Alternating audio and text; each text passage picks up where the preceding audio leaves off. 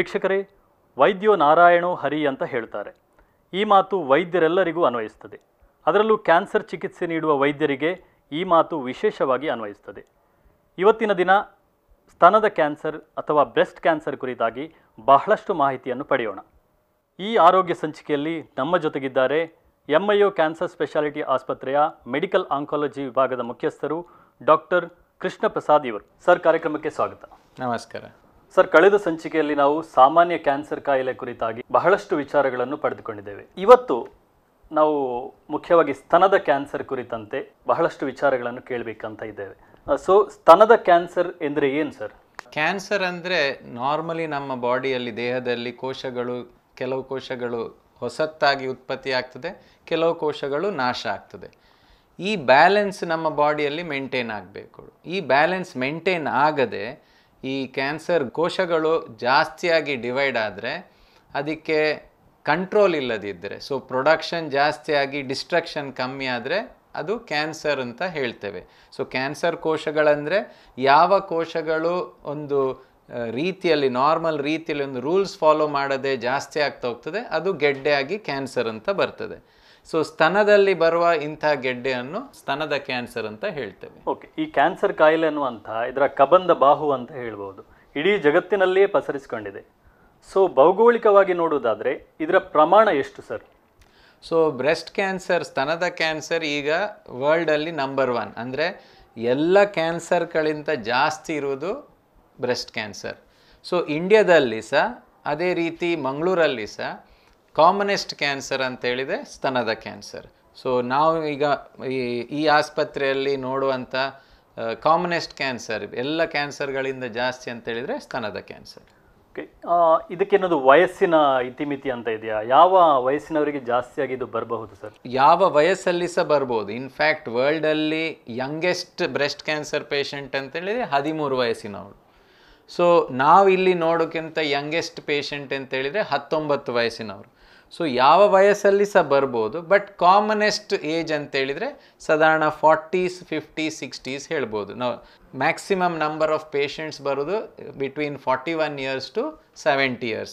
70 years ಜಾಸ್ತಿ ಸಹ ಬರ್ತದೆ, but commonest age between 40 and 60. ಎಲ್ಲ ಕ್ಯಾನ್ಸರ್ಗಳಿಗೆ ಒಂದೊಂದು ರಿಸ್ಕ್ ಫ್ಯಾಕ್ಟರ್ಸ್ ಅಂತ ಹೇಳ್ತಾರೆ. ಈ ಸ್ತನದ ಕ್ಯಾನ್ಸರ್ಗೂ ಕೂಡ ಏನಾದರೂ ರಿಸ್ಕ್ ಫ್ಯಾಕ್ಟರ್ಸ್ ಇದೆಯಾ, ಅಥವಾ ಇದಕ್ಕೆ ಕಾರಣವಾಗಬಹುದಾದ ಅಂಶಗಳು ಯಾವುದು ಸರ್? ಸೊ ಸ್ತನದ ಕ್ಯಾನ್ಸರಿಗೆ ರಿಸ್ಕ್ ಫ್ಯಾಕ್ಟರ್ಸ್ ಇದೆ, but most of these risk factors, ಸಾಧಾರಣ ಎಲ್ಲ ರಿಸ್ಕ್ ಫ್ಯಾಕ್ಟರನ್ನು ನಾವು ತಡೆಪಡಲಿಕ್ಕೆ ಸಾಧ್ಯ ಇಲ್ಲ. ಸೊ ಮಹಿಳೆಯರಾಗಿ ಹುಟ್ಟಿದ್ದೇ ರಿಸ್ಕ್ ಫ್ಯಾಕ್ಟರ್ ಸ್ತನದ ಕ್ಯಾನ್ಸರಿಗೆ. ಸೊ ಹಾಗೆ ಹೇಳಿ ಗಂಡಸರಲ್ಲಿ ಬರುವುದಿಲ್ಲ ಅಂತಲ್ಲ. 100 ಪೇಷಂಟ್ಸಲ್ಲಿ 1 ಪೇಷಂಟ್ ಬ್ರೆಸ್ಟ್ ಕ್ಯಾನ್ಸರ್ ಇದು ಗಂಡಸರಾಗಿರ್ತಾರೆ. ಸೊ 99% ಬ್ರೆಸ್ಟ್ ಕ್ಯಾನ್ಸರ್ ಮಹಿಳೆಯಲ್ಲಿ ಆಗೋದು. ಸೊ ಮಹಿಳೆಯಾಗಿ ಹುಟ್ಟಿದ್ರೆ ಅದೇ ಒಂದು ದೊಡ್ಡ ರಿಸ್ಕ್ ಫ್ಯಾಕ್ಟರ್. ಇದು ಬಿಟ್ಟು ಅರ್ಲಿ ಮೆನಾರ್ಕಿ, ಲೇಟ್ ಮೆನಪಾಸ್ ಹೇಳ್ತೇವೆ. ಅಂದರೆ ಚಿಕ್ಕ ಪ್ರಾಯದಲ್ಲೇ ಪೀರಿಯಡ್ಸ್ ಸ್ಟಾರ್ಟ್ ಆದರೆ, ಮತ್ತು ತುಂಬ ವಯಸ್ಸು ನಂತರ 55 ನಂತರ ಸಹ ಪೀರಿಯಡ್ಸ್ ಕಂಟಿನ್ಯೂ ಆದರೆ ಅದು ಒಂದು risk factor. So any exposure to prolonged hormonal therapy, ಒಮ್ಮೊಮ್ಮೆ ಹಾರ್ಮೋನ್ ರೀಪ್ಲೇಸ್ಮೆಂಟ್ ಥೆರಪಿ ಹೇಳ್ತೇವೆ. ಸೊ ಏನು ಮಾಡ್ತಾರೆ ಅಂತೇಳಿದರೆ, ಮೆನ್ಸಸ್ ಸ್ಟಾಪ್ ಆದ ನಂತರ ಸಹ ಹಾರ್ಮೋನ್ಸ್ ತಗೊಳ್ಳಿಕ್ಕೆ ಕಂಟಿನ್ಯೂ ಮಾಡ್ತಾರೆ. So that may be a risk factor. ಅದು ಬಿಟ್ಟು ಈ ಬರ್ತ್ ಕಂಟ್ರೋಲ್ ಪಿಲ್ಸ್, ಅಂದರೆ ಮಕ್ಕಳು ಆಗಬಾರ್ದು ಅಂತ ಟ್ಯಾಬ್ಲೆಟ್ಸ್ ತಗೊಳ್ತಾರೆ, ಅದು ಕಂಟಿನ್ಯೂಸ್ ಆಗಿ ತುಂಬ ಸಮಯ ತಗೊಂಡ್ರೆ ಅದು ಸಹ risk factor. But most important risk factor ಅಂತ ಹೇಳಿದರೆ ಮಹಿಳೆಯಾಗಿ ಹುಟ್ಟುವುದೇ. ಇನ್ನೊಂದು ರಿಸ್ಕ್ ಫ್ಯಾಕ್ಟರ್ ಅಂದರೆ ಈ ಪಾರಂಪರ್ಯವಾಗಿ ಬರುವುದು, ಅಂದರೆ ಹೆರಿಡಿಟ್ರಿ ಬ್ರೆಸ್ಟ್ ಕ್ಯಾನ್ಸರ್ ಅಂತ. ಬಟ್ ಬ್ರೆಸ್ಟ್ ಕ್ಯಾನ್ಸರ್ ಹೇಳಿದ ಕೂಡಲೇ 90% ಆಫ್ ದ ಪೇಷಂಟ್ಸ್ ಇದು ಐಸೋಲೇಟೆಡ್ ಇವೆಂಟ್, ಅಂದರೆ ಇದು ಪಾರಂಪರ್ಯವಾಗಿ ಬರುವುದು ಅಲ್ಲ. ಬಟ್ 10% ಪೇಷಂಟ್ಸಲ್ಲಿ ಸಿಗ್ನಿಫಿಕೆಂಟ್ ಫ್ಯಾಮಿಲಿ ಹಿಸ್ಟ್ರಿ ಇರ್ತದೆ, ಅಂದರೆ ಆ ಫ್ಯಾಮಿಲೀಸಲ್ಲಿ ಬೇರೆ ಮಹಿಳೆಯವರಿಗೆ ಸಹ ಇಂಥ ಕ್ಯಾನ್ಸರ್ಗಳು ಇರ್ತದೆ.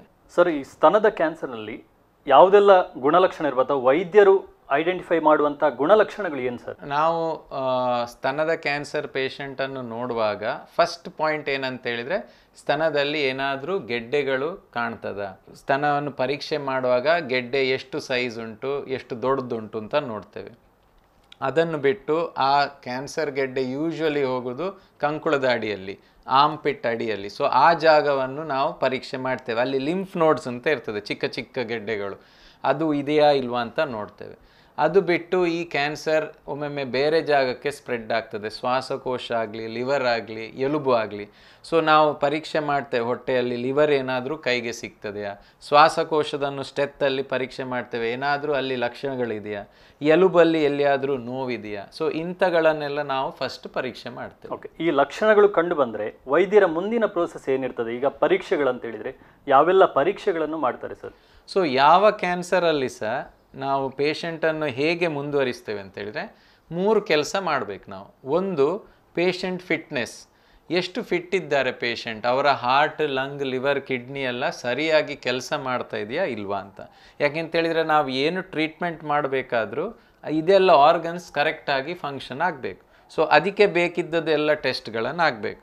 For example liver function test ಅಂತ ಬ್ಲಡ್ ಟೆಸ್ಟ್ ಮಾಡ್ತೇವೆ, ಕಿಡ್ನಿ ಹೇಗೆ ಫಂಕ್ಷನ್ ಆಗ್ತದೆ ಅಂತ ಬ್ಲಡ್ ಟೆಸ್ಟ್ ಮಾಡ್ತೇವೆ, ಎಕೋಕಾರ್ಡಿಯೋಗ್ರಾಮ್ ಅಂದರೆ ಹಾರ್ಟಿದ್ದು ಅಲ್ಟ್ರಾಸೌಂಡ್ ಮಾಡಿ ಹಾರ್ಟ್ ಕರೆಕ್ಟ್ ಪಂಪಿಂಗ್ ಉಂಟಾ ಇದೆಯಾ ಅಂತ ಹೇಳ್ತೇವೆ. ಸೊ ಇಂತಹ ಟೆಸ್ಟ್ಗಳನ್ನು ಮಾಡಿ ಪೇಷಂಟ್ ಫಿಟ್ ಇದ್ದಾರಾ ಇಲ್ವಾ ಅಂತ ನೋಡ್ತೇವೆ. ಎರಡನೇದು ಕ್ಯಾನ್ಸರ್ ಕನ್ಫರ್ಮೇಷನ್, ಅಂದರೆ ಕ್ಯಾನ್ಸರನ್ನು ಕನ್ಫರ್ಮ್ ಮಾಡಲಿಕ್ಕೆ ನಾವು ಸೂಜಿ ಟೆಸ್ಟ್ ಮಾಡಲೇಬೇಕು, FNAC ಆ್ಯಂಡ್ ಬಯಾಪ್ಸಿ ಹೇಳ್ತೇವೆ. ಈ ಸೂಜಿ ಟೆಸ್ಟ್ ಮಾಡೋ 2 ಉದ್ದೇಶ ಇದೆ. ಒಂದು, ಕ್ಯಾನ್ಸರ್ ಕನ್ಫರ್ಮ್ ಆಗಬೇಕು, ಇನ್ನೊಂದು ಕ್ಯಾನ್ಸರ್ ಯಾವ ಟೈಪ್ ಇದೆ ಅಂತ ನೋಡಬೇಕು. ಮುಂಚಿನ ಕಾಲದಲ್ಲಿ ಸಾಧಾರಣ ಎಲ್ಲ ಸ್ತನದ ಕ್ಯಾನ್ಸರ್ಗೆ ಒಂದೇ ಲಕ್ಕ ಟ್ರೀಟ್ಮೆಂಟ್ ಇತ್ತು. ಹೀಗೆ ಆಗಲ್ಲ. ಈಗಿನ ಕಾಲದಲ್ಲಿ ಅಟ್ಲೀಸ್ಟ್ 3 ಡಿಫ್ರೆಂಟ್ ಟೈಪ್ಸ್ ಇದೆ. ಒಂದು ಹಾರ್ಮೋನ್ ರಿಸೆಪ್ಟರ್ ಟೈಪ್, ಇನ್ನೊಂದು HER2 ಟೈಪ್, ಇನ್ನೊಂದು ಟ್ರಿಪಲ್ ನೆಗೆಟಿವ್ ಟೈಪ್. ಇದು ಯಾವ ಟೈಪ್ ಅಂದರೆ ಒಂದು ಟೈಪ್ ತುಂಬ ಸ್ಲೋ ಪ್ರೋಗ್ರೆಷನ್ ಇರ್ತದೆ, ಇನ್ನೊಂದು ಫಾಸ್ಟಾಗಿ ಗ್ರೋ ಆಗ್ತದೆ. ಅದಕ್ಕೆ ಟ್ರೀಟ್ಮೆಂಟ್ ಅವೈಲಬಿಲಿಟಿ ಬೇರೆ ಬೇರೆ ಇರ್ತದೆ. ಸೊ ಬಯಾಪ್ಸಿ ಮಾಡ್ತೇವೆ. ಸೊ ಒಂದು, ಅವರ ಫಿಟ್ನೆಸ್ ಹೇಗೆ ಉಂಟು ನೋಡಲಿಕ್ಕೆ, ಇನ್ನೊಂದು ಕನ್ಫರ್ಮೇಷನ್ ಮತ್ತು ಟೈಪ್ ಗೊತ್ತಾಗಲಿಕ್ಕೆ ಬಯಾಪ್ಸಿ ಮಾಡ್ತೇವೆ. ಮೂರನೇದು, ಯಾವ ಸ್ಟೇಜಲ್ಲಿ ಉಂಟು ಅಂತ ಗೊತ್ತಾಗಬೇಕು. So generally first, second, third, fourth stage ಅಂತ ಇರುತ್ತೆ. ಅದು ಯಾವ ಸ್ಟೇಜಲ್ಲಿ ಇದೆ ಅಂತ ಗೊತ್ತಾಗಲಿಕ್ಕೆ ನಾವು ಪರೀಕ್ಷೆ ಮಾಡಿದ ಫೈಂಡಿಂಗ್ಸ್ ಮತ್ತು ಸ್ಕ್ಯಾನ್ ಮಾಡಿ ನೋಡಬೇಕಾಗ್ತದೆ. ಯೂಶ್ವಲಿ ನಾವು PET CT ಅಂತ ಮಾಡ್ತೇವೆ.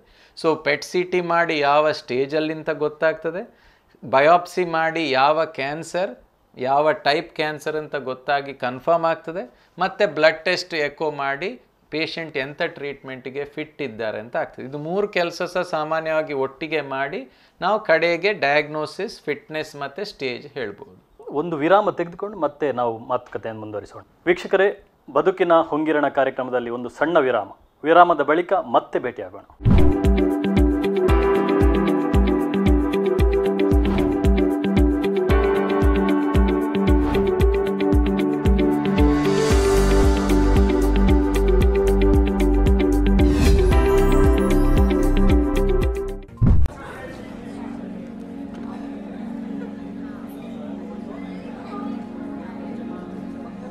ಸಿಗರೇಟ್ ನಿಮ್ಮ ಜೀವನದಲ್ಲಿ ಎಲ್ಲವನ್ನೂ ಸುಡುತ್ತೆ. ಸುಖ, ಸಂತೋಷ, ಆರೋಗ್ಯ ಎಲ್ಲವನ್ನು. ಕೊನೆಗೆ ಉಳಿಸೋದು ಕ್ಯಾನ್ಸರ್ ಅನ್ನೋ ಹೊಗೆಯನ್ನ ಮಾತ್ರ. ಧೂಮಪಾನದಿಂದ ದೂರವಿರಿ, ಕ್ಯಾನ್ಸರ್ ಮುಕ್ತರಾಗಿರಿ. Say no to tobacco, an initiative by Mangalore Institute of Oncology, a special hospital for cancer treatment. Mangalore Institute of Oncology, a special hospital for the treatment of cancer. When you demand excellence, we deliver it with confidence. Mangalore Institute of Oncology has the top medical talent to offer the best treatment to people with cancer. Our radiation oncology, medical oncology, surgical oncology, palliative care and pain management and rapid arc therapy will help in maximizing the chances of functional recovery and improve the quality of life of patients. I am very happy. The treatment is excellent. I am getting 5-star treatment here. Advantages of rapid arc therapy: cutting edge technology, faster, highly precise, predictable results, minimal side effects.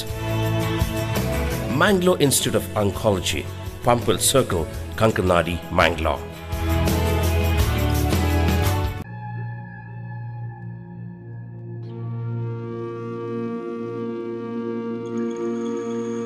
ನೀವು ತಿಕ್ತಾ ಇರೋದು ತಂಬಾಕನ್ನಲ್ಲ, ನಿಮ್ಮ ಜೀವನವನ್ನ. ಜೀವನವನ್ನ ಸಾವಿನ ದವಡೆಗೆ ತಳ್ಳದಿರಿ, ತಂಬಾಕಿನಿಂದ ದೂರವಿರಿ, cancer ಮುಕ್ತರಾಗಿರಿ. Say no to tobacco, an initiative by Mangalore Institute of Oncology, a special hospital for cancer treatment.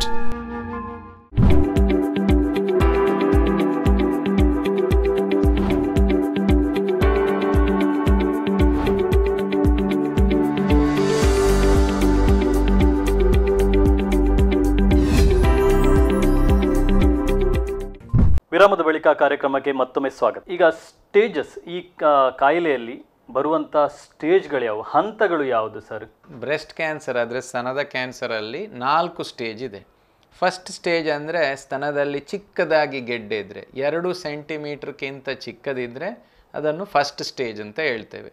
Next second stage ಬರ್ತದೆ. ಸೆಕೆಂಡ್ ಸ್ಟೇಜ್ ಅಂದರೆ ಆ ಗೆಡ್ಡೆದು ಸೈಜ್ ಸ್ವಲ್ಪ ದೊಡ್ಡದಾಗಿ ಮತ್ತು ಅದು ಕಂಕುಳದ ಅಡಿ ಲಿಂಫ್ ನೋಡ್ಸಿಗೆ ಹೋದರೆ ಅದು ಸೆಕೆಂಡ್ ಸ್ಟೇಜ್ ಆಗ್ತದೆ.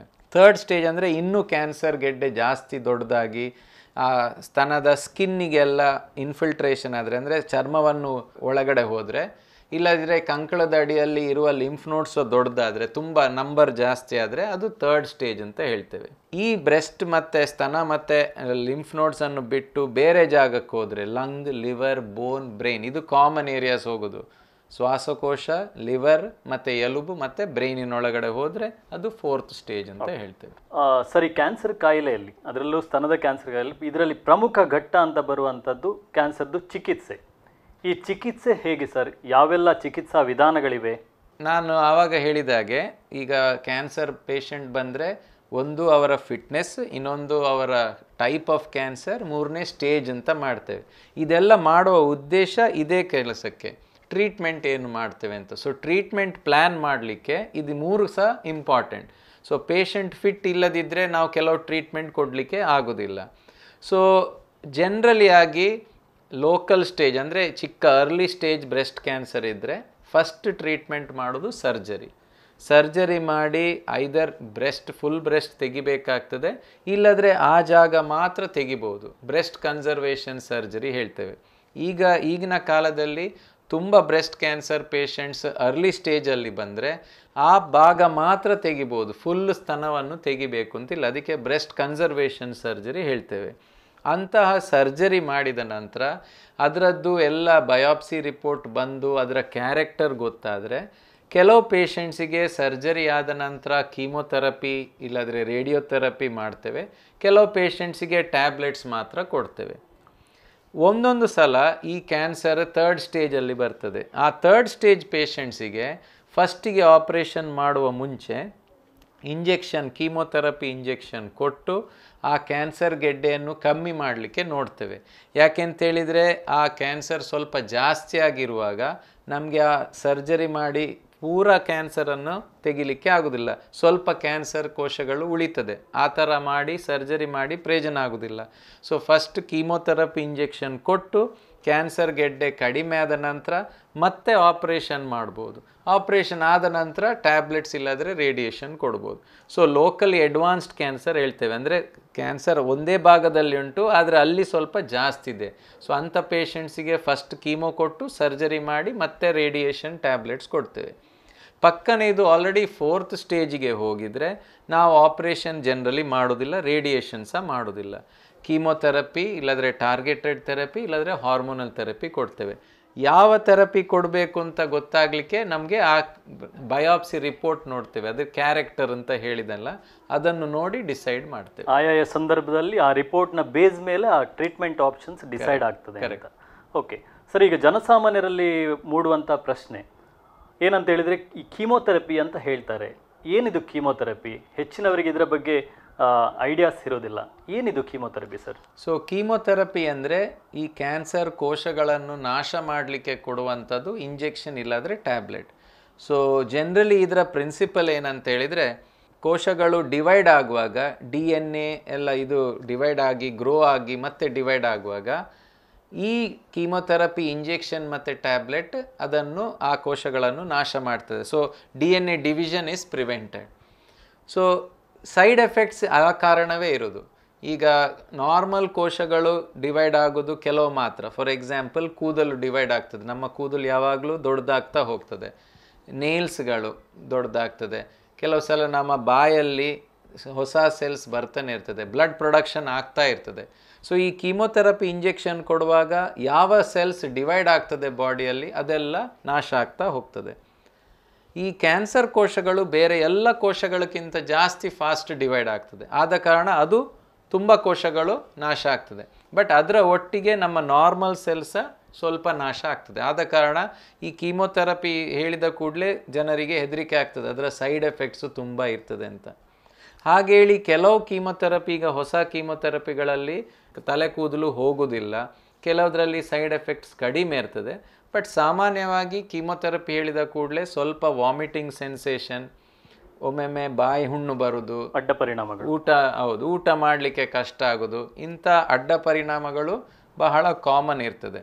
ಬಟ್ ನಾವು ಗುಣಮುಖ ಆಗಬೇಕಾದ್ರೆ ಸ್ವಲ್ಪ ಕಷ್ಟ ಬಿಡಬೇಕಾಗ್ತದೆ. ಸೊ ಈ ಕೆಲವೆಲ್ಲ ಚಿಕ್ಕ ಒಂದು ಪರೀಕ್ಷೆ ತಗೊಂಡಾಗೆ, ಪರೀಕ್ಷೆ ನಾವು ಬರೆಯೋದೇ ಪಾಸ್ ಆಗೋದಿಲ್ಲ, ರ್ಯಾಂಕ್ ಸಿಕ್ಕುವುದಿಲ್ಲ, ರ್ಯಾಂಕ್ ಬೇಕಾದರೆ ಓದಿ ಪರೀಕ್ಷೆ ಬರೀಲೇಬೇಕು. ಹಾಗೆ ಗುಣ ಆಗಬೇಕಾದ್ರೆ ಕೆಲವು ಟ್ರೀಟ್ಮೆಂಟ್ಗಳನ್ನು, ಅದರ ಕಷ್ಟಗಳನ್ನು ಅನುಭವಿಸಬೇಕಾಗ್ತದೆ. ಸರ್, ಈಗ ಯಾವುದೇ ಕಾಯಿಲೆಯಲ್ಲಿ ಪ್ರಿವೆನ್ಷನ್ ಅನ್ನುವಂಥದ್ದು ಬಹಳ ಮುಖ್ಯ. ಈಗ ಸ್ತನದ ಕ್ಯಾನ್ಸರಲ್ಲೂ ಕೂಡ ಪ್ರಿವೆನ್ಷನ್ ಯಾವ ರೀತಿ ಮಾಡ್ಬೋದು, ಇದನ್ನು ತಡೆಗಟ್ಟುವ ನಿಟ್ಟಿನಲ್ಲಿ ಏನು ಮಾಡಬಹುದು ಸರ್, ಅಥವಾ ಆರಂಭಿಕ ಹಂತದ ಪತ್ತೆಯನ್ನು ಹೇಗೆ ಮಾಡ್ಬೋದು ಸರ್? ಸೊ ಈ ಸ್ತನದ ಕ್ಯಾನ್ಸರಿಗೆ ಪ್ರಿವೆನ್ಷನ್ ಆಗಲಿಕ್ಕೆ ನಮಗೆ ಅದಕ್ಕೆ ಕಾರಣ ಗೊತ್ತಾಗಬೇಕು. ನಾನು ಆ ಕಾರಣಗಳನ್ನು ಆವಾಗ ಹೇಳಿದ್ದೇನೆ. ಸೊ ಮೇಯ್ನ್ ಕಾರಣ ಅಂತ ಹೇಳಿದರೆ ಹೆಂಗಸರಾಗಿ ಹುಟ್ಟಿದ ಕಾರಣವೇ ಮೇಯ್ನ್. ಸೊ ಅದನ್ನು ನಮಗೆ ಪ್ರಿವೆನ್ಷನ್ ಮಾಡಲಿಕ್ಕೆ ಆಗೋದಿಲ್ಲ. ಸೊ ಓನ್ಲಿ ಪ್ರಿವೆನ್ಷನ್ ಏನು ಮಾಡ್ಬೋದು ಅಂತ ಹೇಳಿದರೆ ಅರ್ಲಿ ಡಿಟೆಕ್ಷನ್. ಸೊ ಇದರಲ್ಲಿ ಬ್ರೆಸ್ಟ್ ಸೆಲ್ಫ್ ಎಕ್ಸಾಮಿನೇಷನ್ ಬಹಳ ಮುಖ್ಯ.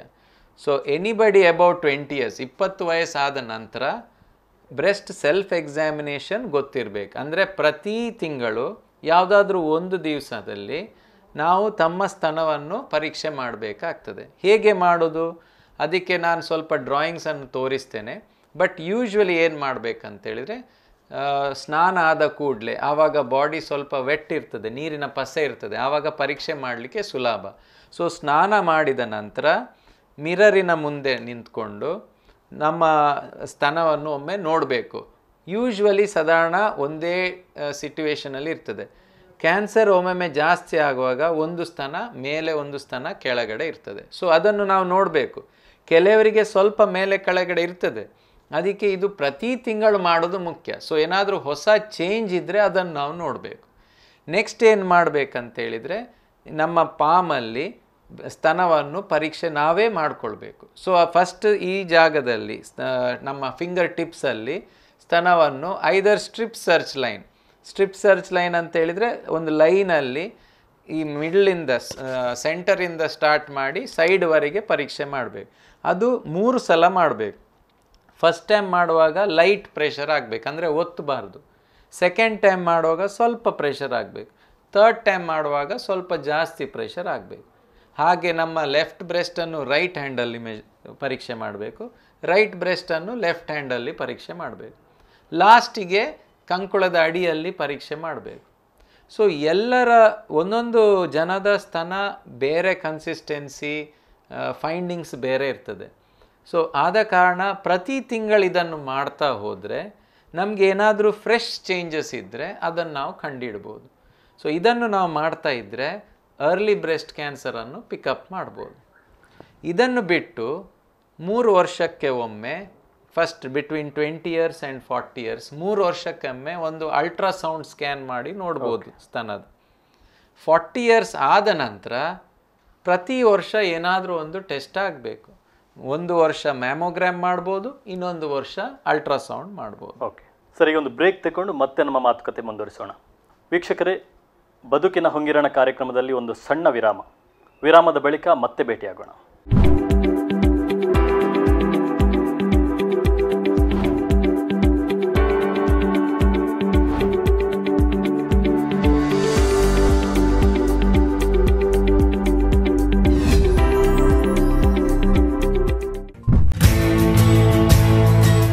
Mangalore Institute of Oncology, a special hospital for the treatment of cancer.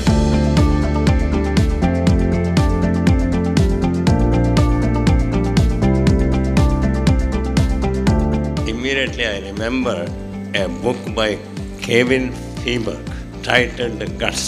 The main theme of that book was everybody toes the path of convention.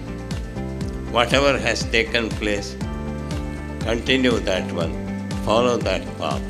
But Kevin Friedberg says, approach should be through a unconventional path. If that leads you to success, nothing is like that success. The team of doctors in MIO, Dr. Suresh Rao, Dr. Jalaluddin Akbar, Dr. Sanath Hegde and Dr. Krishna Prasad, they have taken this path, the unconventional path, to build up this MIO, Mangalore Institute of Oncology, to provide you service.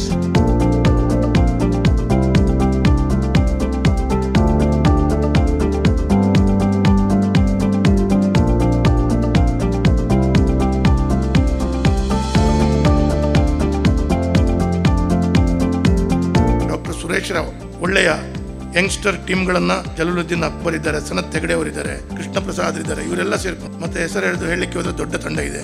ಇವರೆಲ್ಲರ ಉಪಸ್ಥಿತಿಯಲ್ಲಿ ಈ ಸೇವೆ ಬಹಳ ಹೆಚ್ಚು ಮೂಡಿ ಬರಲಿ ಮತ್ತು cancer care ಇದರ ಬಗ್ಗೆ ಬಹಳ ದೊಡ್ಡ ನಮ್ಮ ಜಿಲ್ಲೆ, ನಮ್ಮ ರಾಜ್ಯದಲ್ಲಿ ಹೆಸರನ್ನು ಪಡ್ಕೊಳ್ಳುವಂಥ ರೀತಿಯಲ್ಲಿ ಈ ಆಸ್ಪತ್ರೆ ಮುಖಾಂತರ ಸೇವೆ ಕೊಡುವ ರೀತಿಯಲ್ಲಿ ಆಗಲಿ ಅಂತ ಹೇಳುವಂಥ ನಾನು ಭಾವಿಸ್ತಾ ಇದ್ದೇನೆ.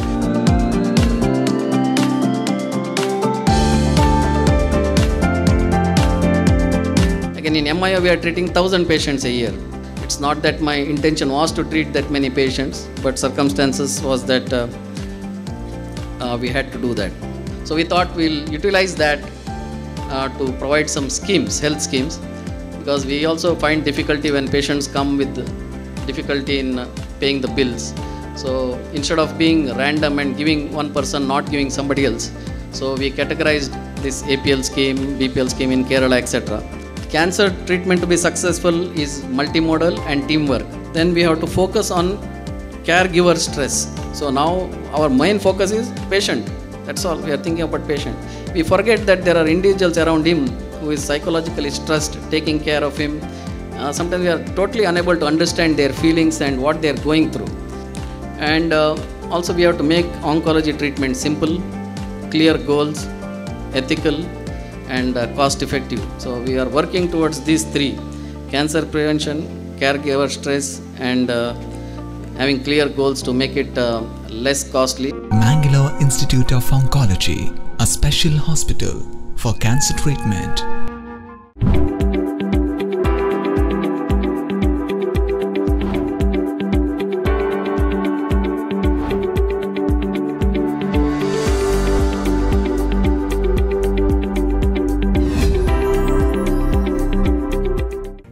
ವಿರಾಮದ ಬಳಿಕ ಕಾರ್ಯಕ್ರಮಕ್ಕೆ ಮತ್ತೊಮ್ಮೆ ಸ್ವಾಗತ. ಸರ್, ತಾವು ಹೇಳಿದಾಗೆ ಮ್ಯಾಮೋಗ್ರಫಿ ಅಂತ ಹೇಳಿದ್ರಿ. ಈ ಪರೀಕ್ಷೆ ಬಗ್ಗೆ ಹೇಳಿ ಸರ್, ಏನಿದು ಮ್ಯಾಮೋಗ್ರಫಿ ಅಂದರೆ? ಸೊ ನಾನು ಹೇಳಿದಾಗೆ ಚಿಕ್ಕ ಪ್ರಾಯದಲ್ಲಿ 20 to 40 years 3 ವರ್ಷಕ್ಕೊಮ್ಮೆ ಅಲ್ಟ್ರಾಸೌಂಡ್ ಮಾಡಬೇಕು ಹೇಳಿದೆ. 40 years ಆದ ನಂತರ ಮ್ಯಾಮೋಗ್ರಫಿ ಅಂತ ಇದೆ. ಮ್ಯಾಮೋಗ್ರಫಿ ಅಂತ ಹೇಳಿದರೆ ಸ್ತನದ ಎಕ್ಸ್ರೇ. ಸೊ ಸ್ತನದ ಎಕ್ಸ್ರೇ ಮಾಡುವಾಗ ನಮಗೆ ಏನಾದರೂ ಕ್ಯಾನ್ಸರ್ ಗೆಡ್ಡೆ ಇದ್ದರೆ ಅದು ಚಿಕ್ಕ ಇರುವಾಗ, ನಮಗೆ ಕೈಗೆ ಸಿಕ್ಕದಿರುವಾಗ ಸಹ ಅದರಲ್ಲಿ ಕಾಣ್ತದೆ. ಅದು 40 ವಯಸ್ಸಿನ ಚಿಕ್ಕ ಪ್ರಾಯದಲ್ಲಿ ಅದು ಮಾಡಿದರೆ ಅದು ಅಷ್ಟು ಒಳ್ಳೆ ಗೊತ್ತಾಗೋದಿಲ್ಲ. ಯಾಕೆ ಅಂತ ಹೇಳಿದರೆ, ನಾರ್ಮಲಿ ಸ್ತನದಲ್ಲಿ 2 ಸೆಲ್ಸ್ ಇದೆ. ಒಂದು ನಮ್ಮ ಗ್ಲ್ಯಾಂಡ್ಸ್, ಅಂದರೆ ಆ ಮಿಲ್ಕ್ ಪ್ರೊಡಕ್ಷನಿಗೆ ಬೇಕಿದ್ದದು, ಹಾಲು ಪ್ರೊಡಕ್ಷನಿಗೆ ಬೇಕಿದ್ದದು, ಮತ್ತು ಫ್ಯಾಟ್. 40 ವಯಸ್ಸಿನ ನಂತರ ಆ ಫ್ಯಾಟಿನ ಅಂಶ ಜಾಸ್ತಿ ಆಗ್ತದೆ. ಫ್ಯಾಟ್ ಎಕ್ಸ್ರೇ ಅಲ್ಲಿ ಕಪ್ಪಾಗಿ ಕಾಣ್ತದೆ. ಸೊ ಕ್ಯಾನ್ಸರ್ ಯಾವಾಗಲೂ ವೈಟ್ ಕಾಣ್ತದೆ. ಸೊ ಜಾಸ್ತಿ ಫ್ಯಾಟ್ ಇರುವಾಗ ವೈಟ್ ಕ್ಯಾನ್ಸರ್ ಸುಲಭದಲ್ಲಿ ಗೊತ್ತಾಗ್ತದೆ. ಚಿಕ್ಕ ಪ್ರಾಯದಲ್ಲಿ ಈ ಗ್ಲ್ಯಾಂಡ್ ಸಿಸ್ಟಮ್ ತುಂಬ ಜಾಸ್ತಿ ಇರುವಾಗ ಅದು ಫುಲ್ ವೈಟ್ ಇರ್ತದೆ. ಸೊ ನೀವು 25 ವಯಸ್ಸಲ್ಲಿ ಮ್ಯಾಮೋಗ್ರಾಮ್ ಮಾಡಿಸಿದರೆ ಅದು ಮಿಸ್ ಆಗ್ತದೆ, ಕ್ಯಾನ್ಸರ್ ಗೆಡ್ಡೆ ಕಾಣೋದಿಲ್ಲ.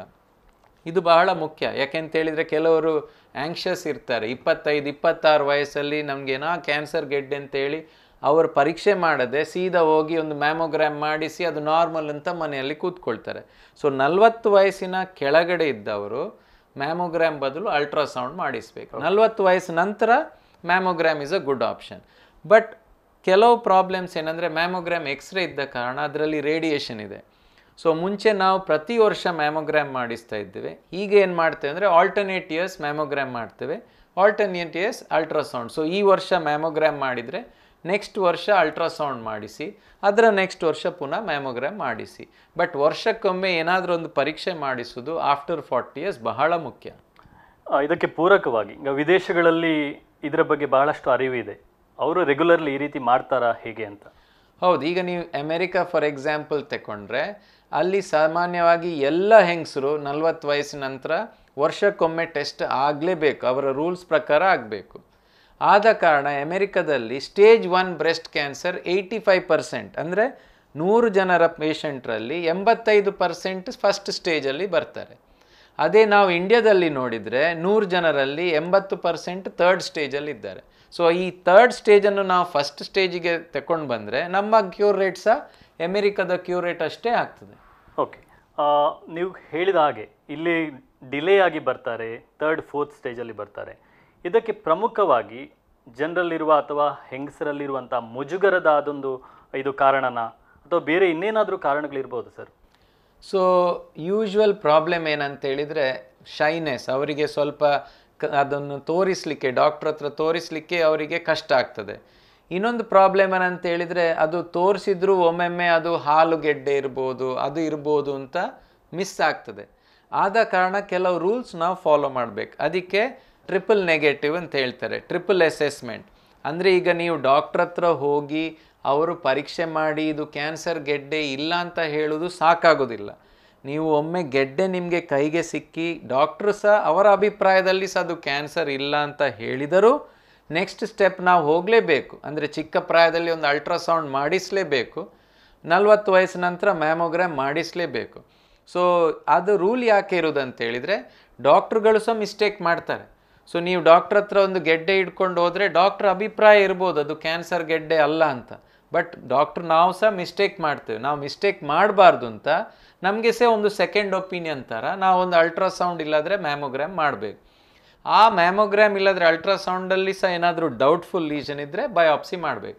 ಸೊ ನಾವು ಈ ಟ್ರಿಪಲ್ ನೆಗೆಟಿವ್ ರೂಲ್ ಫಾಲೋ ಮಾಡಿದರೆ, ಟ್ರಿಪಲ್ ಅಸೆಸ್ಮೆಂಟ್ ಮಾಡ್ತಾ ಹೋದರೆ ನಾವು ಈ ಅರ್ಲಿ ಸ್ಟೇಜ್ ಬ್ರೆಸ್ಟ್ ಕ್ಯಾನ್ಸರನ್ನು ಕಂಡಿಡ್ಬೋದು. ಸೊ ಒಂದು ಕಾರಣ ನೀವು ಹೇಳಿದ ಹಾಗೆ ಹೆಂಗಸರಿಗೆ ಡಾಕ್ಟ್ರ್ ಹತ್ರ ಹೋಗಿ ಇದನ್ನು ಹೇಳಲಿಕ್ಕೆ ಅವರಿಗೆ ಕಷ್ಟ ಆಗ್ತದೆ.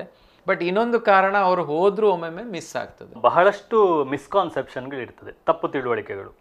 ಈ ಬ್ರೆಸ್ಟ್ ಕ್ಯಾನ್ಸರಲ್ಲಿರುವಂಥ ಏನಾದರೂ ಮಿಸ್ಕಾನ್ಸೆಪ್ಷನ್ಗಳಿವೆಯಾ? ಅಥವಾ ಈಗ ಹೇಳ್ತಾರೆ ಗಂಡು ಹೆಣ್ಣು ಕ್ಯಾನ್ಸರ್ ಇದೆ ಅಂತ, ಈ ಬಗ್ಗೆ ಏನು ಹೇಳ್ತೀರಿ ಸರ್?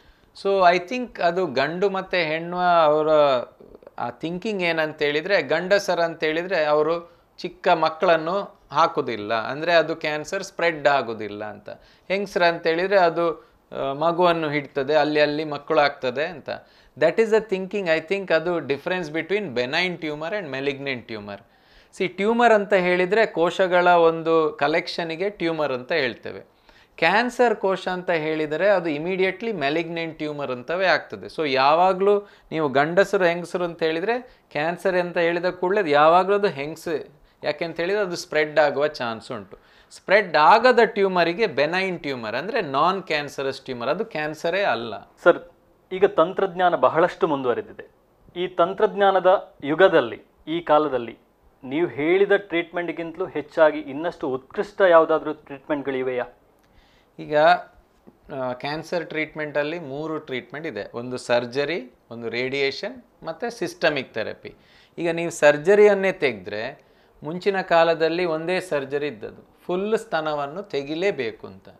ಬಟ್ ಈಗ ಎಂಥ ಡೆವಲಪ್ಮೆಂಟ್ ಆಗಿದೆ ಅಂತ ಹೇಳಿದರೆ, ಒಂದು ಆ ಫುಲ್ ಸ್ತನವನ್ನು ತೆಗಿಬೇಕು ಅಂತ ಇಲ್ಲ.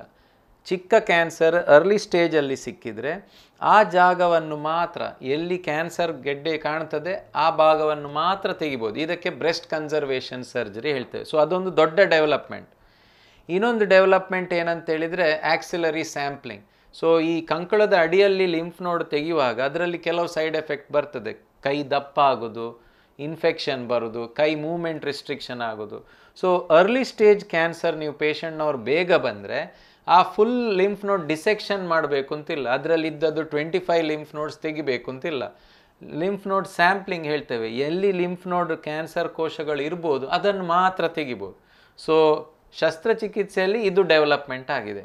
ಹಾಗೆ ರೇಡಿಯೇಷನ್ ನೀವು ನೋಡಿದರೆ ಮುಂಚೆ ನಾವು ರೇಡಿಯೇಷನ್ ಕೋಬಾಲ್ಟ್ ಮೆಷಿನಲ್ಲಿ ಯೂಸ್ ಮಾಡ್ತಿದ್ದೇವೆ.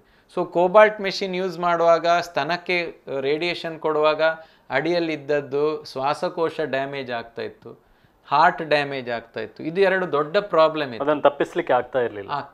ಈಗ ಇಲ್ಲಿ ರ್ಯಾಪಿಡ್ ಆರ್ಕ್ ಮೆಷಿನ್ ಎಲ್ಲ ಬರುವಾಗ ನಾವು ಆ ರೇಡಿಯೇಷನ್ ಕೊಡುವಾಗ ಅದರ ಸೈಡ್ ಎಫೆಕ್ಟನ್ನು ತುಂಬ ಕಡಿಮೆ ಮಾಡಿ ಕ್ಯೂರ್ ಮಾಡುವ ಇದನ್ನು ಜಾಸ್ತಿ ಮಾಡ್ಬೋದು.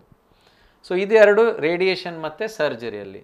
ಈಗ ಸಿಸ್ಟಮಿಕ್ ಥೆರಪಿ ಅಂದರೆ ನಾವು ಇಂಜೆಕ್ಷನ್ ಟ್ಯಾಬ್ಲೆಟ್ ಕೊಡೋದ್ರಲ್ಲಿ ಸಹ ತುಂಬ ಡೆವಲಪ್ಮೆಂಟ್ ಆಗಿದೆ.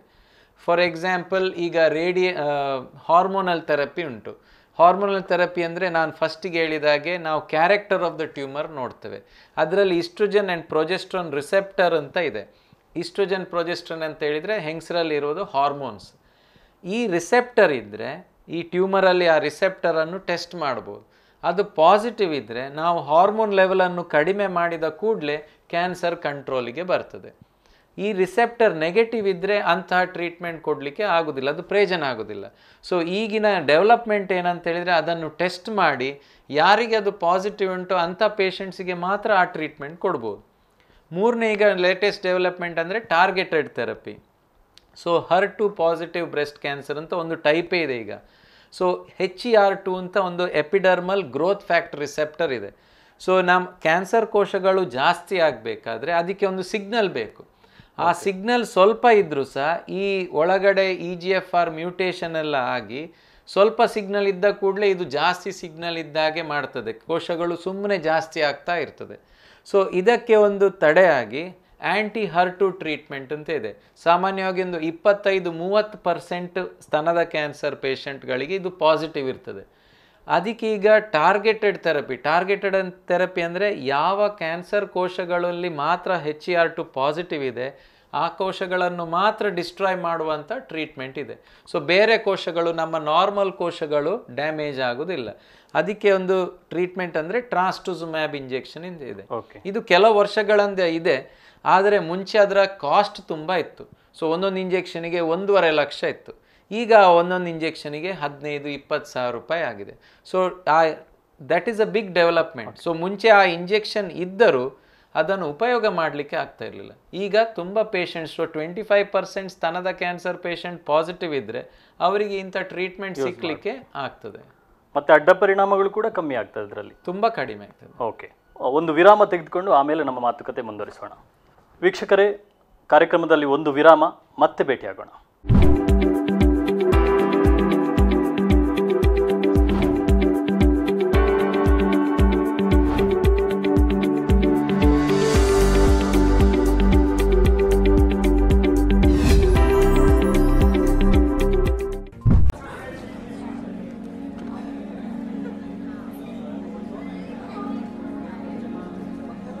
ಸಿಗರೇಟ್ ನಿಮ್ಮ ಜೀವನದಲ್ಲಿ ಎಲ್ಲವನ್ನೂ ಸುಡುತ್ತೆ.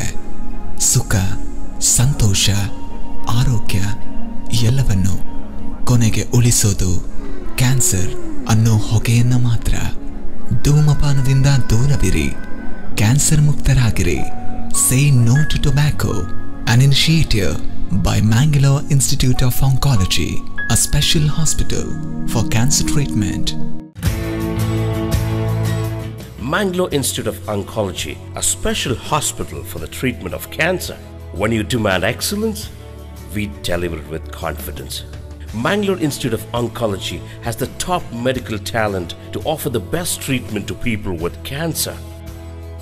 Our radiation oncology, medical oncology, surgical oncology, palliative care and pain management and rapid arc therapy will help in maximizing the chances of functional recovery and improve the quality of life of patients. I am very happy. The treatment is excellent. I am getting 5-star treatment here. Advantages of rapid arc therapy: cutting edge technology, faster, highly precise, predictable results, minimal side effects. Mangalore Institute of Oncology, Pampil Circle, Kankanadi, Mangalore.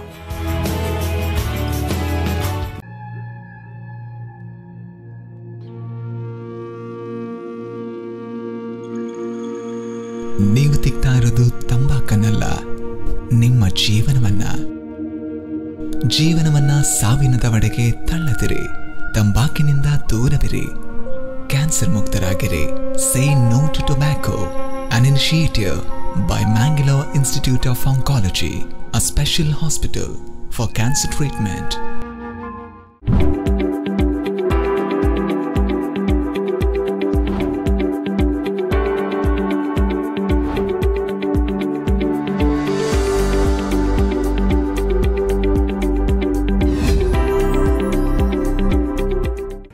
ವಿರಾಮದ ಬಳಿಕ ಕಾರ್ಯಕ್ರಮಕ್ಕೆ ಮತ್ತೊಮ್ಮೆ ಸ್ವಾಗತ. ಎಲ್ಲರಿಗೆ ಈ cancer ಕಾಯಿಲೆ ಬಳಿಕ ಮುಖ್ಯವಾಗಿ ಅಥವಾ ಕ್ಯಾನ್ಸರ್ಗಿಂತ ಮುಂಚೆ ಇರ್ಬೋದು, ಕ್ಯಾನ್ಸರ್ ಬಂದ ನಂತರ ಇರಬಹುದು, ಆಹಾರ ಕ್ರಮದ ಬಗ್ಗೆ ಚಿಂತೆ. ಈ ಕ್ಯಾನ್ಸರ್ಗೆ ಯಾವೆಲ್ಲ ಆಹಾರ ಕ್ರಮ ಅಥವಾ ಡಯಟನ್ನು ಫಾಲೋ ಮಾಡಬೇಕು ಸರ್? ಸೊ ನಾರ್ಮಲಿ ನಾವೇನು ಹೇಳ್ತೇವೆ ಅಂತ ಹೇಳಿದರೆ, ನೀವು ಇಷ್ಟು ವರ್ಷ ಒಳ್ಳೆಯದರಲ್ಲಿ ಬದುಕಿದ್ದೀರಾ, ಸೊ ಅದಕ್ಕೆ ಏನಾದರೂ ಒಂದು ಕಾರಣ ಇರಬೇಕು. ಒಂದು ಕಾರಣ ಅಂತ ಹೇಳಿದರೆ ನಿಮ್ಮ ಡಯಟ್. ಈಗ ಇಂಡಿಯಾದಲ್ಲಿ ಸಾಮಾನ್ಯವಾಗಿ ಸೌತ್ ಕೆನಡಾದಲ್ಲಿ ನಮ್ಮ ಡಯಟ್ ಬಹಳ ಒಳ್ಳೆಯದಿದೆ. ನಾವು ಅಮೆರಿಕನ್ಸ್ ಥರ ಜಂಕ್ ಫುಡ್ ಜಾಸ್ತಿ ತಿನ್ನೋದಿಲ್ಲ. ಅವರು ಬೆಳಿಗ್ಗೆ ಎದ್ದು ಹಾಟ್ ಡಾಗ್ ತಿಂತಾರೆ, ಇನ್ನೊಂದು ಇಷ್ಟು ದೊಡ್ಡ ಇನ್ನೊಂದು ಮೀಟ್ ಪೀಸ್ ತಿಂತಾರೆ, ಇಷ್ಟು ದೊಡ್ಡ ಪ್ಯಾಕೆಟ್ ಚಿಪ್ಸ್ ತಿಂತಾರೆ. ನಾವು ಹಾಗೆ ಮಾಡೋದಿಲ್ಲ. ಸೊ ನಮ್ಮ ನಾರ್ಮಲ್ ಡಯಟ್ ಏನಿದೆ, ಫಾರ್ ಎಕ್ಸಾಂಪಲ್ ಬೆಳಿಗ್ಗೆ ನೀವು ತೆಗೆದು ಇಡ್ಲಿ ಸಾಂಬಾರು ತಗೊಂಡ್ರೆ that's a very good tiffin. So ಹಾಗೆ ನಿಮ್ಮ ಲಂಚ್ ರೈಸ್ ಐಟಮ್, ಸ್ವಲ್ಪ ವೆಜಿಟೇಬಲ್ಸ್, ಸ್ವಲ್ಪ ಫಿಶ್ ಅದೆಲ್ಲ ತಗೊಳ್ಳೋದನ್ನು ಕಂಟಿನ್ಯೂ ಮಾಡಿ. ಸೊ ನಿಮ್ಮ ನಾರ್ಮಲ್ ಡಯಟನ್ನು ಕಂಟಿನ್ಯೂ ಮಾಡಿ. ಏನು ಸ್ಪೆಷಲ್ ಡಯಟ್ ತಗೊಳ್ಬೇಕು ಅಂತಿಲ್ಲ. ಫಾರ್ ಎಕ್ಸಾಂಪಲ್ ಕೆಲವರು ಅಮೆಝಾನ್ ಫಾರೆಸ್ಟಿಂದ ಏನೋ ಒಂದು ಫ್ರೂಟ್ ತರ್ತಾರೆ, ಏನೋ ಒಂದು ಜ್ಯೂಸ್ ತರ್ತಾರೆ. Those are not required at all. In fact ಕೆಲವು ಕೇಸಸ್ ಆಗ್ತಾ ಉಂಟು. ಈ ಕೋವಿಡ್ ಸಿಚುವೇಷನಲ್ಲಿ ಅದು ಆಹಾರ ಇದು ಆಹಾರ ತಗೊಂಡು ಎಲ್ಲ ಟಾಕ್ಸಿಸಿಟಿ ಆಗ್ತಾ ಉಂಟು, ಲಿವರ್ ಫೇಲಿಯರ್ ಆಗ್ತಾ ಉಂಟು, ಕಿಡ್ನಿ ಪ್ರಾಬ್ಲಮ್ ಆಗ್ತಾ ಉಂಟು, ಸಡನ್ ಶುಗರ್ ಇಲ್ಲದವರಿಗೆ ಶುಗರ್ ಬರ್ತಾ ಉಂಟು. ಇದೆಲ್ಲ ರೇರ್ ಸ್ಪೀಶೀಸ್. ಇಷ್ಟುವರೆಗೆ ನೋಡದ ಕಿವಿ ಫ್ರೂಟನ್ನು ಈಗ ಎಲ್ಲರೂ ತಿಂತಾ ಇದ್ದಾರೆ. ಕಿವಿ ಫ್ರೂಟ್ ಅಷ್ಟು ಹಣ ಖರ್ಚು ಮಾಡಿ ಕಿವಿ ಫ್ರೂಟ್ ತಗೊಳ್ಳೋದು. ಸೊ ನೀವು ಇಷ್ಟು ವರ್ಷವರೆಗೆ ಏನೆಲ್ಲ ಫುಡ್ ತಗೊಂಡಿದ್ದೀರಾ ಅದೇ ಫುಡ್ ಕಂಟಿನ್ಯೂ ಮಾಡ್ಬೋದು. ಯಾವುದೋ ಒಂದು ಸ್ಪೆಷಲ್ ಫುಡ್ ಕ್ಯಾನ್ಸರನ್ನು ತಡೆಗಟ್ಟುವುದಿಲ್ಲ. ಯಾವುದೋ ಒಂದು ಫುಡ್ ನಾವು ಉಪಯೋಗ ಮಾಡೋದು ಕ್ಯಾನ್ಸರಿಗೆ ಹಾಳು ಅಂತ ಇಲ್ಲ. ಸೊ ನಮ್ಮ ಇಲ್ಲಿ ಆಸ್ಪತ್ರೆಯಲ್ಲಿ ಡಯಟಿಷಿಯನ್ ಇದ್ದಾರೆ. ಅವರು ಎಲ್ಲ ಪೇಷಂಟ್ಸ್ಗಳ ಹತ್ರ ಮಾತಾಡಿ ಅವರ ನಾರ್ಮಲ್ ಡಯಟ್ ಏನುಂಟು ಅದನ್ನೇ ಸ್ವಲ್ಪ ಅಡ್ಜಸ್ಟ್ ಮಾಡಿ ಕೊಡ್ತಾರೆ. ಓಕೆ ಸರ್, ಇನ್ನು ಜೀವನ ಕ್ರಮ, ಈಗ ಬಹಳಷ್ಟು ಜೀವನ ಕ್ರಮದಲ್ಲಿ ಬದಲಾವಣೆ ಆಗಿದೆ. ಮುಂಚೆ ಇರೋದಕ್ಕಿಂತಲೂ ಈಗ ಆಧುನಿಕ ಇದರಲ್ಲಿ ಬಹಳಷ್ಟು ಚೇಂಜಸ್ ಆಗಿದೆ. ಸೊ ಜೀವನ ಶೈಲಿ ಯಾವ ರೀತಿ ಮಾಡಿಕೊಳ್ಬೇಕು, ಅದು ಕ್ಯಾನ್ಸರ್ ಬರದೇ ಇರುವವರಿಗಾಗಿರ್ಬೋದು ಅಥವಾ ಬಂದ ನಂತರ ಯಾವ ರೀತಿಯ ಜೀವನ ಶೈಲಿ ಫಾಲೋ ಮಾಡಬೇಕು ಸರ್? ಸೊ ಕೆಲವು ಸ್ಮಾಲ್ ರೂಲ್ಸ್ ಇದೆ ಜೀವನದಲ್ಲಿ. ಒಂದೇನಂತ ಹೇಳಿದರೆ ರೆಗ್ಯುಲರ್ ಎಕ್ಸಸೈಸ್. ದೊಡ್ಡ ಎಕ್ಸಸೈಸ್ ಏನು ಬೇಕು ಅಂತಿಲ್ಲ, ದಿನ ಅರ್ಧ ಗಂಟೆ ವಾಕಿಂಗ್ ಮಾಡಿದರೂ it's a very good exercise. Next ಏನಂತ ಹೇಳಿದರೆ ಖುಷಿಯಲ್ಲಿರೋದು. ಯಾಕೆಂತೇಳಿದ್ರೆ ಇದಕ್ಕೆ ಪ್ರೂಫ್ ಏನಿಲ್ಲ, ಬಟ್ ನಾವು ನೋಡಿಕ್ಕಂತ ಐ ಥಿಂಕ್ ನನ್ನ ಬೇರೆ ಆನ್ಕಾಲಜಿ ಕಲೀಗ್ಸ ಖಂಡಿತ ಇದರಲ್ಲಿ ಎಗ್ರಿ ಆಗ್ತಾರೆ. ಯಾವ ಪೇಷಂಟ್ಗಳು ಖುಷಿ ಇರ್ತಾರೋ ಅಂಥ ಪೇಷಂಟ್ಸ್ಗಳು ಜಾಸ್ತಿ ಸಮಯ ಬದುಕುವುದನ್ನು ನಾವು ನೋಡಿದ್ದೇವೆ. May be there are some hormones in the body. ನಾವು ಖುಷಿಯಾಗಿರುವಾಗ ಹಾರ್ಮೋನ್ಸ್ ಎಲ್ಲ ಜಾಸ್ತಿ ಉತ್ಪತ್ತಿ ಆಗ್ತದೆ, ನಾವೆಲ್ಲ ಮೋರ್ ಹೆಲ್ದಿ ಇರ್ತೇವೆ. ಸೊ ಅದಕ್ಕೆ ಐ ಥಿಂಕ್ ಒಂದು ಕಾರಣ ಪೇಷಂಟ್, ಬಟ್ ಇನ್ನೊಂದು ಕಾರಣ ಅವರ ಒಟ್ಟಿಗೆ ಇರುವಂಥ ಫ್ಯಾಮಿಲಿ. ಸೊ ಈಗ ಕ್ಯಾನ್ಸರ್ ಬಂದಿದೆ ಅಂತ ಹೇಳಿ ಬಹಳ ದುಃಖ ಆಗಿ ಯಾವಾಗಲೂ ಅದರ ಬಗ್ಗೆ ಚಿಂತನೆ ಮಾಡಿ ಇರುವ ಬದಲು, ಕ್ಯಾನ್ಸರ್ ಬಂದಿದೆ ಅದೊಂದು ಚಿಕ್ಕ ಪರೀಕ್ಷೆ, ನಮಗೆ ನಾವು ಪಾಸ್ ಆಗ್ತೇವೆ, ಅದಕ್ಕೆ ಬೇಕಿದ್ದನ್ನು ನಾವು ಮಾಡುವ, ಬಟ್ ಖುಷಿಯಲ್ಲಿ ಇರೋಣ ಅಂತ, ಅದು ಬಹಳ ಮುಖ್ಯ. ಸೊ ನಮ್ಮ ಲೈಫ್ ಸ್ಟೈಲ್ ಒಂದು ರೆಗ್ಯುಲರ್ ಎಕ್ಸಸೈಸ್, ನಮ್ಮ normal diet and environment which is friendly, ಇದು ಮೂರು ಮಾಡಿದರೆ I think it will be very helpful. ಚಿಂತೆಯೇ ಬಹಳ ಮುಖ್ಯವಾದ ಕಾರಣ ಅಂತ. ಚಿಂತೆ ಕಾರಣ ಅಲ್ಲ, ಬಟ್ ಚಿಂತೆಯಲ್ಲಿ ಇರುವವರು ಅಷ್ಟು ಖುಷಿಯಾಗಿರೋದಿಲ್ಲ. ಆ್ಯಂಡ್ ಕ್ಯಾನ್ಸರ್ ಇದ್ದ ಪೇಷಂಟ್ ಅವ್ರಿಗೆ ಆಲ್ರೆಡಿ ಒಂದು ಚಿಂತೆ ಉಂಟು ಕ್ಯಾನ್ಸರ್ ಇದು, ನಾವು ಬೇರೆ ಚಿಂತೆ ಅವರ ಮೇಲೆ ಹಾಕೋದು ಸರಿಯಲ್ಲ. ಸ್ತನದ ಕ್ಯಾನ್ಸರ್ನಲ್ಲಿ ತಡೆಗಟ್ಟುವ ನಿಟ್ಟಿನಲ್ಲಿ ನೀವು ಹೇಳಿದ್ರಿ, ಬಟ್ ಇನ್ನೇನಾದರೂ ಸಂಶೋಧನೆಗಳು ನಡೀತಾ ಇವೆಯಾ ಇದನ್ನು ಸಂಪೂರ್ಣವಾಗಿ ತಡೆಗಟ್ಟುವ ನಿಟ್ಟಿನಲ್ಲಿ? ಸೊ ಸ್ತನದ ಕ್ಯಾನ್ಸರನ್ನು ಹಾಗೆ ಬಿಟ್ಟು ಬೇರೆ ಯಾವ ಕ್ಯಾನ್ಸರನ್ನು ನಾವು ಗುಣ ಮಾಡಬೇಕಾದ್ರೆ ಫಸ್ಟ್ ಇಂಪಾರ್ಟೆಂಟ್ ಥಿಂಗ್ ಈಸ್ ಅದನ್ನು ಅರ್ಲಿ ಸ್ಟೇಜಲ್ಲಿ ನಾವು ಪಿಕಪ್ ಮಾಡಬೇಕು. ಅದಕ್ಕೆ ರೆಗ್ಯುಲರ್ ಆಗಿ ನಾನು ಆವಾಗ ಹೇಳಿದಾಗೆ ಬ್ರೆಸ್ಟ್ ಸೆಲ್ಫ್ ಎಕ್ಸಾಮಿನೇಷನ್ ಎಲ್ಲ ಮಹಿಳೆಯರು ಮಾಡಬೇಕು. ಮತ್ತು ತಮ್ಮ ಫಿಸಿಷಿಯನ್, ಅಂದರೆ ಎಲ್ಲರೂ ಕ್ಯಾನ್ಸರ್ ಡಾಕ್ಟ್ರ್ ಹತ್ರ ಬರಬೇಕು ಅಂತಿಲ್ಲ ಟೆಸ್ಟಿಗೆ, ತಮ್ಮ ಫ್ಯಾಮಿಲಿ ಫಿಸಿಷಿಯನ್, ಅದಕ್ಕೆ ಎಲ್ಲರಿಗೆ ಫ್ಯಾಮಿಲಿ ಫಿಸಿಷಿಯನ್ ಬಹಳ ಮುಖ್ಯ. ಮುಂಚಿನ ಕಾಲದಲ್ಲಿ ಅದಿತ್ತು, ಎಲ್ಲರಿಗೆ ಅವರದೇ ಫ್ಯಾಮಿಲಿಯಲ್ಲಿ ಒಂದು ಫಿಸಿಷಿಯನ್ ಇದ್ದರು. ಈಗ ಸಹ ನಾವು ನಮ್ಮದೊಂದು ಫ್ಯಾಮಿಲಿ ಫಿಸಿಷಿಯನ್ ಮಾಡಿಕೊಂಡು ಅವರಲ್ಲಿ ರೆಗ್ಯುಲರ್ ಆಗಿ ಚೆಕಪ್ ಮಾಡ್ತಾ ಹೋದರೆ I think it will serve a very big purpose. ನಾವು ಕ್ಯಾನ್ಸರನ್ನು ಬೇಗ ಹಿಡಿದ್ರೆ ಈಗಿನ ಬರುವ ಟ್ರೀಟ್ಮೆಂಟಲ್ಲಿ ಅದನ್ನು ಗುಣಮುಖ ಮಾಡ್ಬೋದು. ಈಗ ಇನ್ನೂ ಟ್ರಯಲ್ಸ್ ನಡೀತಾ ಇದೆ, ಸಂಶೋಧನೆ ನಡೀತಾ ಇದೆ, ಬಟ್ ಅದಕ್ಕೆ ರಿಸಲ್ಟ್ ಸಿಕ್ಕಬೇಕಾದ್ರೆ ಕೆಲವು ವರ್ಷಗಳಾಗಬೇಕು. ಬಟ್ ಮೋಸ್ಟ್ ಇಂಪಾರ್ಟೆಂಟ್ ಅಂತ ಹೇಳಿದ್ರೆ ಕ್ಯಾನ್ಸರನ್ನು ಬೇಗ ಸ್ಟೇಜಲ್ಲಿ ಕಂಡುಹಿಡಿಯೋದು. ಸರ್, ಸ್ತನ ಕ್ಯಾನ್ಸರ್ ಕುರಿತಂತೆ ವಿಸ್ತಾರವಾದ ಮಾಹಿತಿಯನ್ನು ನೀಡಿದ್ದೀರಿ. ಸೊ ಕಡೆಯದಾಗಿ ನಮ್ಮ ವೀಕ್ಷಕರಿಗೆ ನಿಮ್ಮ ಸಲಹೆ ಏನು ಸರ್? ಈಗ ಸ್ತನ ಕ್ಯಾನ್ಸರ್ ಹಾಗೆ ಯಾವ ಕ್ಯಾನ್ಸರ್ ಇದು ಭಯ ಇಲ್ಲ. You should not fear the cancer, but you should fear the delay in diagnosis. So ಭಯ ಏನಿರಬೇಕಂತೇಳಿದರೆ ನಾವು ಮಿಸ್ ಮಾಡಬಾರ್ದು. ಸೊ ಅದಕ್ಕೆ ನಾನು ಹೇಳಿದಾಗೆ ಕೆಲವು ರೂಲ್ಸನ್ನು ಫಾಲೋ ಮಾಡಿ ಒಳ್ಳೆ ಜೀವನ ನಡೀರಿ. ಆ್ಯಂಡ್ 20 years ನಂತರ ರೆಗ್ಯುಲರ್ ಬ್ರೆಸ್ಟ್ ಸೆಲ್ಫ್ ಎಕ್ಸಾಮಿನೇಷನ್ ಮಾಡಿ, 40 ವಯಸ್ಸು ನಂತರ ಒಂದು ರೆಗ್ಯುಲರ್ ನಿಮ್ಮ ಫ್ಯಾಮಿಲಿ ಫಿಸಿಷಿಯನ್ ಹತ್ರ ಚೆಕಪ್ ಮಾಡಿ. ಇಷ್ಟು ಮಾಡಿದರೆ ಸ್ತನದ ಕ್ಯಾನ್ಸರ್ ಬರಬಾರ್ದು, ಬಂದರೂ ಅದು ಅರ್ಲಿ ಸ್ಟೇಜಲ್ಲಿ ಡಯಾಗ್ನೋಸಿಸ್ ಆಗಿ ಗುಣಮುಖ ಆಗ್ತೀರಿ. ಇವತ್ತು ಸ್ತನ ಕ್ಯಾನ್ಸರ್ ಕುರಿತಂತೆ ಬಹಳಷ್ಟು ಮಾಹಿತಿಗಳನ್ನು ನಮ್ಮ ತಜ್ಞ ವೈದ್ಯರು ನೀಡಿದ್ದಾರೆ. ಅದು ಬರುವ ಯಾವ ಕಾರಣಗಳು ಅಥವಾ ಬರದಂತೆ ಯಾವ ರೀತಿ ತಡೆಗಟ್ಟಬಹುದು ಮತ್ತು ಯಾವುದೆಲ್ಲ ಮುನ್ನೆಚ್ಚರಿಕೆಗಳನ್ನು ಇದಕ್ಕೆ ವಹಿಸಬೇಕು, ಎಲ್ಲ ವಿಚಾರಗಳನ್ನು ನಮಗೆ ತಿಳಿಸಿಕೊಟ್ಟಿದ್ದಾರೆ. ಸರ್, ನಿಮಗೆ ಹೃತ್ಪೂರ್ವಕ ಧನ್ಯವಾದಗಳು. Thank you. ವೀಕ್ಷಕರೇ, ಬದುಕಿನ ಹೊಂಗಿರಣ ಸರಣಿ ಸಂಚಿಕೆ ಕಾರ್ಯಕ್ರಮದ ಇಂದಿನ ಕಾರ್ಯಕ್ರಮದಲ್ಲಿ ಸ್ತನದ ಕ್ಯಾನ್ಸರ್ ಕುರಿತು ಸವಿಸ್ತಾರವಾದ ಮಾಹಿತಿಯನ್ನು ತಾವು ಪಡ್ಕೊಂಡಿದ್ದೀರಿ. ಮುಂದಿನ ಸಂಚಿಕೆಯಲ್ಲಿ ಇನ್ನಷ್ಟು ಆರೋಗ್ಯ ಮಾಹಿತಿಯೊಂದಿಗೆ ಮತ್ತೆ ಭೇಟಿಯಾಗೋಣ. ವಂದನೆಗಳು.